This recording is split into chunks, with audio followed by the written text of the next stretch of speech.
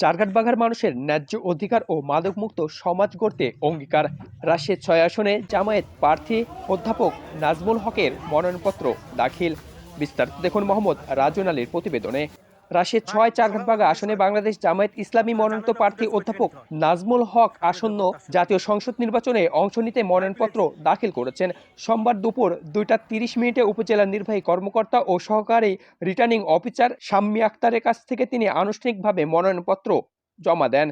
নায়েবে আমির রাজশাহী জেলা জামায়াত মাইনুল হোসেন, কর্মপরিষদের সদস্য অধ্যাপক কামরুজ্জামান, সাবেক উপজেলা চেয়ারম্যান মাওলানা জিন্নাত আলী, বাঘা উপজেলা আমির আব্দুল্লাহ আল মামুন, চারঘাট উপজেলা চেয়ারম্যান পদপ্রার্থী মাওলানা শফিকুল ইসলাম।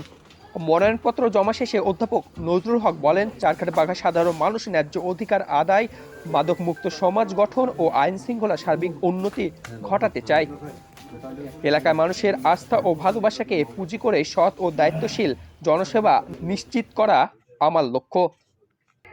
এই আসনে যদি আমি নির্বাচিত হই তাহলে সর্বাগ্রে আমরা আইন শৃঙ্খলার উন্নয়ন ঘটাতে চাই এবং দুস্থ অসহায় মানুষের কল্যাণের জন্য কাজ করতে চাই এবং এখানে যে মাদক প্রভাব সেখান থেকে আমরা মাদক মুক্ত করতে চাই এবং এই অঞ্চলটি নদী ভাঙ্গন এলাকা, নদী ভাঙ্গনে মজবুত প্রোটেকশন দিতে চাই এবং এখানের প্রধান ফসল হচ্ছে আম। সেই আম সংরক্ষণ এবং এটাকে বাজারজাতকরণ দেশীয় এবং আন্তর্জাতিক বাজারে এটাকে বিক্রয় করার ব্যবস্থা গ্রহণ করতে চাই।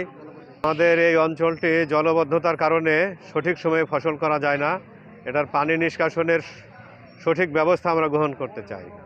বেকার যুবকদের ব্যাপারে আমাদের স্বপ্ন রয়েছে সরকারি বেসরকারিভাবে এদেরকে কাজে লাগানো এবং শিক্ষা ব্যবস্থার আমরা সংস্কার চাই, যেন শিক্ষিত হয়ে বেকার থাকতে না হয়, সেজন্য একটা কর্মসংস্থানে যেতে পারে।